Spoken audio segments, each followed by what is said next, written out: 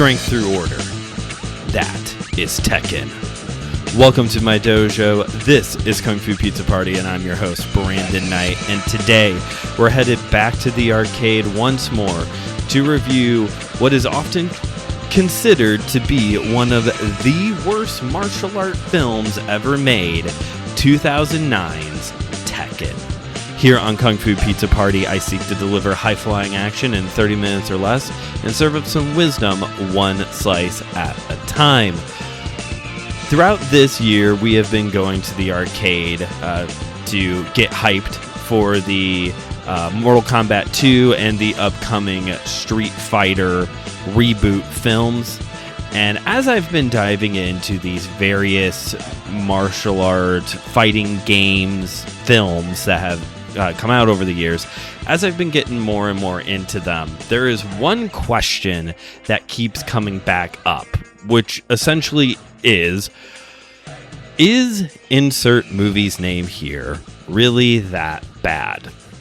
Video game films in general over the past few decades have not been received very well by fans, by critics. They're not very financially successful. They review terribly on Rotten Tomatoes. There's been a few exceptions, obviously. You know, Resident Evil was able to lean into their whole schlockiness and turn out a whole financially successful franchise off the back end of it. But really, up until fairly recently, the past 5 years or so, video game films have not been as mainstream successful as other geeky IPs would. And even now, for every Sonic the Hedgehog franchise, Sonic the Hedgehog 3, there is still a return to Silent Hill, a movie that came out earlier this year. Like, there's still pretty bad video game films every once in a while. Now, when you look at the scores on Rotten Tomatoes, if you go off of the Rotten Tomato meter thing, I have reviewed some pretty rough movies this year. Chances are, if I really pulled up the entire film catalog of movies I've checked out so far for this show, I imagine most of them would be pretty bad according to Rotten Tomatoes. But I have reviewed some pretty rough movies. Overall, I skimmed through the list of video game films and their scores on Rotten Tomatoes. And overall, most video game films fall somewhere in the teens, the 30s, and very few make it past 65%. Like, there are some, again, Sonic the Hedgehog 3 is like the highest rated asterisk video game movie with an 86. That asterisk we'll talk about more in a future episode, hopefully later this month, but we'll see. But for the most part, most video game movies, especially these fighting game movies that I've been checking out this year, don't review very well. They fall somewhere pretty low. But as I've been wrestling with this question of, is insert title of movie here really that bad? Over and over again, I keep coming back to you all saying, well, actually, no, maybe it's not a great, fantastic movie, the greatest thing I've ever seen, but there are redeeming qualities to it. Very recently, we'll run some of these back. Very recently, I checked out DOA, Dead or Alive, and like I said, if you can get past some of its dated early 2000s GoDaddy sexiness, then yeah, it's a pretty fun watch. It's got some good action in it, kind of a fun, schlocky sci-fi plot. Like, it's a good time. Double Dragon. Yeah, It looks and feels more like a Disney Channel original movie than it does like a major motion picture. But you know what? That's not necessarily like the worst thing in the world. I've seen worse movies. Like, and even Mortal Kombat Annihilation, when Joe Day and I got together to review that one, we probably gave it the best review that movie has ever gotten in the history of nerds talking on the internet. Like, the time and time again, we keep coming back to this idea that, is that movie really that bad? No, it's not. truly, I think this kind of a movie, video game movies, fighting game movies, I think it's just not what mainstream professional reviewers, film bros, whatever, I think it's just not their cup of tea. I would love for one of these to finally come out and just blow the whole thing out of the water. Have a Sonic the Hedgehog moment for this subgenre of films. But overall, we just haven't quite had that yet. Now, Mortal Kombat Annihilation, 4%. And I will have to review this one here in a few weeks, and I'm not excited for it. But Street Fighter: The Legend of Chun-Li, 3%. Tekken from 2009 is still worse. You can go into the negatives on Rotten Tomatoes. There's a Steven Seagal film in the negatives, so I definitely need to get to that one at some point. But of all the video game films, all of them, because I was even looking at other things, other movies I'm planning on getting to here later this year, nothing is as bad as 2009's Tekken with a flat 0%. And so once again, listeners, I went into this movie asking that same question again. Maybe it is true. Maybe this whole time I have preparing myself for the final boss in the King of Dookie Fist tournament as I square up against this movie. But let's ask it, and you can say it with me, folks. Is Tekken really that bad? Tekken debuted in arcades in 1994. Making us the same age. Tekken and I are the same age, and I'm actually a few months older than Tekken, which is quite the statement. But I would have to say, Tekken, we have aged so well. We look great for 32. Debuted in arcades in 94, was ported over to the OG PlayStation in 95, and by 1998, we were all graced with what would be the best game in the franchise, I believe, earliest introduction to the fighting game franchise and fighting games in general, Tekken 3. In all, there are 9 mainline games in the Tekken franchise, with the most recent game, Tekken 9, having come out back in 2024. Excuse me, Tekken 8. I can't count. Tekken 8 came out in 2024. Tekken has managed to maintain a very unique identity within the fighting game franchises, the big ones, Street Fighter, Mortal Kombat, Dead or Alive. The thing that helps Tekken stand out in this sea of people punching each other is the fact that it's a little bit more storyline-wise soap opera. It's a little bit more soap opera-y. Actually, as somebody who's watched a lot of pro wrestling throughout their life, it's very pro wrestling-esque. If you told me that the writers on Lucha Underground were big fans of Tekken, I would 100% believe you, because there is just something very like soap opera meets combat about the Tekken narrative. This series centers around the Mishima family, who hosts the King of Iron Fist tournament. By the way, if you're dumb like me, Tekken is the Japanese word for Iron Fist. I did not know that until I was researching for this episode. So if you're dumb like me, we're not dumb anymore. Also, King of Iron Fist tournament is 100% the best tournament name. If there was a worse tournament name, sadly that would have gone to our previous film, Dead or Alive. Terrible name for a tournament. Doesn't make any sense. Does not tell me that it's a tournament. King of Iron Fist tournament might be a little long. I'll give you that, but it is. That's a good name. But the Mishima family hosts this King of Iron Fist tournament where everybody involved has a desire to win the tournament and through it gain control of the Mishima Zabatsu. I apologize for my pronunciation of these words if I'm way off here. Mishima Zabatsu, which is the corporation that the Mishima family owns. That's right, folks. This is fighting game meets Succession. Like, this is about a dysfunctional family, two antagonists and a protagonist in this family who are hosting a tournament that kind of that in a way affects the future of the company. Like, that is so pro wrestling, and the pro wrestlingness of the franchise continues with some of the characters designs and some of the character names.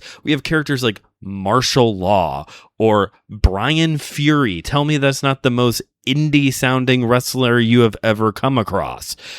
Christy Montero's look is straight up Mickey James, not hardcore country Mickey James, but like that early 2000s Mickey James. Though he doesn't appear in the movie, you have characters like King, who is a fighter with a jaguar mask who is supposed to be inspired by Japanese pro wrestler Tiger Mask. There's literally a character named Raven, and there's even a kangaroo named Roger. Like, tell me this is not a fighting game for the pro wrestling fans. Maybe the younger pro wrestling fans and certain incels were playing Dead or Alive more, but like, Tekken is the fighting game for the pro wrestling fans. And Tekken has been a very successful franchise. When you look at arcade and console value, Tekken is number 3 in both categories, which I think is genuinely impressive that they are number 3 in both arcade sales and in console sales. And as these things would go, if you have a very financially successful form of an IP in one form of media, then you gotta take it out to some other forms of media to see if you can score a buck there. Talks for the Tekken film began in 2002. This movie was stuck in developmental hell for 7 years. I cannot do math in this episode. This movie was stuck in developmental hell for 7 years and had a lot of ebbs and flows, highs and lows at various points. Rock the Dwayne Johnson was attached to the project. The big goal of this film was not necessarily to make an accurate Tekken movie as much as it was originally to be the first on-screen appearance of both Jackie Chan and Jet Li together in one movie. And they were cautiously, hesitantly connected with the project for a very long time.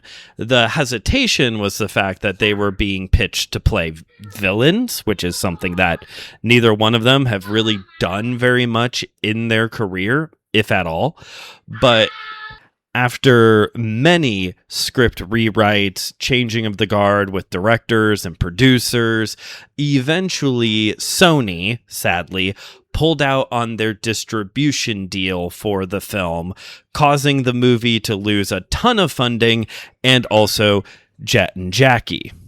Kudos to them, though, in one regard, because the pivot that they made when they lost a lot of their funding made sense. If they were going to have to go with actors who maybe don't have the film pedigree of Jackie Chan or Jet Li, their idea was, let's at least still get really good martial artists. And for the exception of one name in particular, we'll get to him in a moment, that the film does star predominantly lesser known actors and actresses, and they do a pretty good job. I really think if the big complaint about this movie is the acting and performances, look, I defended the movie earlier, but Mortal Kombat Annihilation is way worse by way of acting. Like, I've seen way worse movies and have talked about way worse movies by way of acting already for this show. Like, this movie does handle the acting really well, even if it is lower tiered actors at the time. They're even better than the people in the first Mortal Kombat, or in the 2021 Mortal Kombat. Unfortunately, for the Tekken thing, the Tekken movie, that whole Sony not distributing the movie thing never got really fixed. And the movie ended up getting made without a distributor, very similar to the issue that DOA Dead or Alive had. They shopped it around, ended up getting a distribution deal for the Asian market, but ultimately Tekken was released direct to DVD here in the States. Thankfully, though, since it was intended to be a major motion picture, by way of direct to DVD films, this is a really high quality film. Like, the sets look really good. The visual effects are really good. You would not think, if it wasn't for the fact that I just told you, if you watched this movie, you would not know that this was a direct-to-DVD film, as opposed to its highly unnecessary follow-up sequel / reboot / prequel, Tekken 2, which did come out direct-to-DVD and does look it. I haven't seen it for myself. I've only watched clips and looked at the poster. Like, it is very, very firmly a direct-to-DVD film. And even the executive producer who worked on both movies said Tekken 2 was a big mistake. But we're not here to talk about Tekken 2. We're here to talk about this first movie, and hopefully I will never have to talk about the follow-up. I don't know if I have it in me to do that one. But the Tekken film follows Jin Kazuma, as it should, played by John Fu, who would go on to play Detective Lee in the Rush Hour television series, which I always forget exists. He enters the King of Iron Fist tournament after beating Martial Law in a qualifying match. Martial Law is played by former UFC fighter Kung Lee. While competing in the tournament, he ends up falling in love with Christy Montero, who is played by Kelly Overton, who would go on to play Vanessa Helsing in the sci-fi Van Helsing television series. Jin's motive for competing in the King of Iron Fist tournament is in an attempt to kill the owner of the Mishima company Tekken, which is the name of the company in the movie, Hirachi Mishima, played by Kari Haruki Tagawa. That's right, folks. Shang Tsung from Mortal Kombat, the OG Mortal Kombat movie, is playing the big bad of the Tekken movie. He's managed to play two big bads into different video game franchises. This movie was just a Robin show away from being an ode to Mortal Kombat, which is the one thing they were trying to avoid doing with this movie.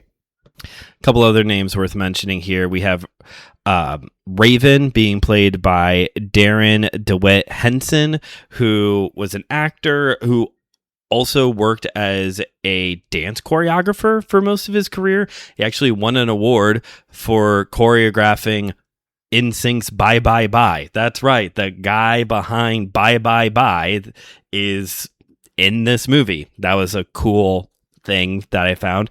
And my boy Eddie Gordo is played by Lateef Crowder, who is a stunt performer, actor, and also martial artist. He does capoeira. That's a big part of this the Mortal Kombat franchise, and also again the aim that this movie had after Jet Li and Jackie Chan left of, we're going to have if we can't have big named actors, we're going to have really good martial artists.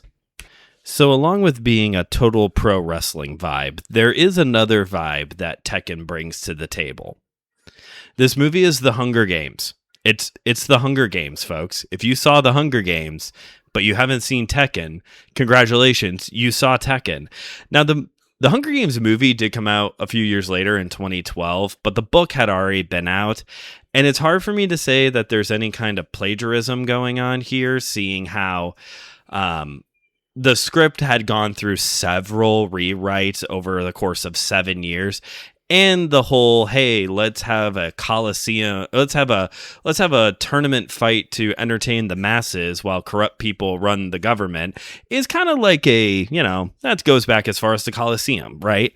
But this movie is about how after World War III, all of the world's governments fell apart in 2039, and major corporations stepped in to take over running various countries. North America was taken over by the most powerful one, the Tekken Corporation. And every year, Tekken hosts the King of Iron Fist tournament to basically flex their power to the other corporations, put the people in their place, while also providing a bit of spectacle for the masses. Jin comes from the poorest district to compete in the tournament, leaving behind his at-home girlfriend to go compete in the tournament, even though he then also ends up falling in love with another competitor in the tournament and ends up winning control of the corporation at the end. Spoilers. And I mean, that's kind of the plot of the thing. And I guess is like the Emperor of North America now or something. And look, again, the fact that having a tournament spectacle to entertain the masses, to distract from the tyranny that's actually going on, it's all very prophetic and maybe hitting a little too close to home right now, especially the part in the movie when he goes to buy coffee grounds and it's like buku bucks in order to buy coffee. But look, to me, it was the fact that he literally comes from the lowest the poorest district, and he has a girlfriend there and has a girlfriend in the tournament who's also a competitor. How is that not the Hunger Games? That is the Hunger Games. It was so weird. There is, however, one thing, and I'm starting to run out of time here today, but there is one thing that I have left out that I will get to, which Tekken fans will be so happy that I do get to, because it's something that this movie left out that they never got to. The Devil Gene. So in Tekken lore, Azrael, the demon, gives certain characters, actually members of the Mishima family, the Devil Gene, which essentially mutates their cells and over time gives them abilities and whatnot, but also gives them a villainous alter ego. There's even one for Jin because he's a part of this family. The Devil Gene, the devil, it goes by a couple different names throughout the franchise history, is completely absent from this movie. There is no mention whatsoever of the Mishima. There is this you're actually a Mishima. That explains why you're so angry all the time, because the Mishimas are all just very angry men. There is a throwaway line like that, but there is no hint, foreshadowing, nothing. He doesn't have a cool arm, nothing. There is nothing about the Devil Gene here. So as opposed to Mortal Kombat 2021, where they introduced the whole dragon tattoo superpower thing, or Double Dragon, where they introduced the medallion thing that gave them powers, this movie actually removed the superpower fighting system thing, the magic thing, out from the project. And it was because they were so worried about looking like and being compared to Mortal Kombat, even though that one came out in 95. I get it. It's the only other fighting game worth comparing to at that point, because I think Street Fighter was still entering its cult classic era by that point. But come on, it's gonna be, and it's so crucial to the main plot that apparently if I understand correctly, Tekken fans are similar to Silent Hill fans in that they have yet to really get an adaptation of their game in film, television, streaming, anime, whatever, that they all can collectively agree, this is the good one. This is the one that really represents our brand, our property. Well, I think I've drawn it out long enough. So, is Tekken really that bad? I think if you're a Tekken fan, yes. If you're a fan of the video game franchise, I completely understand why you would not like this movie. But from that highbrow Rotten Tomatoes, does it really deserve a flat 0%? It's fine. I truly, genuinely, I watched it. The fighting's good, and it visually, I think it really holds up, and the acting is passable. It's permissible. I forgot to mention, Jin also has an old man training him who also was a tournament fighter. So that's another Hunger Games comparison. I just thought of that. But the movie itself is just fine. It's not fine. It's good. It's passable. This is the most meh I have ever felt about a movie, I think. Genuinely, even beyond this show, it is just so okay.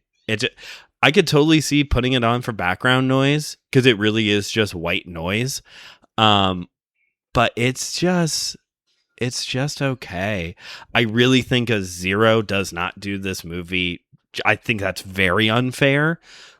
Yeah, but this is part of the reason why I do actually include the Rotten Tomatoes stuff in the reviews, because I think it does show how this review system does fail. Again, there's another one I want to talk about that also sheds light on how this whole rating system, to me, if a movie is just kind of fine, it's kind of okay, then it's a 50%, it's halfway good and halfway bad, right? But that's not, yeah. So it's fine. It existed. I watched it, and I have no strong emotional attachment to it, good, bad, or otherwise. It's just there for me. Would I watch it again? Again, I could see it as background noise. Would I buy a physical media copy of it? I don't know if I need it to take up the shelf space. But that being said, listener, if you want to check it out, I've got some bad news for you, because as of the recording of this episode, it is only available rent or buy or on streaming. So I did have the thought, once I realized that I didn't have time to do this or time to go to my local library to see if they happen to have it, but I was like, well, maybe I should just, if I'm gonna have to spend money on this anyway, I might as well go pick up a copy for, it was $2 to rent it, so it probably would have been the same at a resale shop. So yeah, it was fine. Yeah, maybe of the video game movies I've reviewed this year, it might be my least favorite so far, but it's because it really didn't really do much for me. I gotta leave. I gotta get out of here. Thanks for listening to today's episode. Please, if you haven't yet already, rate and review the show and pass this episode along to a friend. Check out the other shows here on the Anna's Out Podcast Network, and follow the show on Instagram at KungFuPizzaPrty and on Letterboxd KungFuPizzaPrty. This has been Kung Fu Pizza Party, where I've delivered high-flying action in 30 minutes or less, because I am not reviewing the second movie, and served up some wisdom, one slice at a time.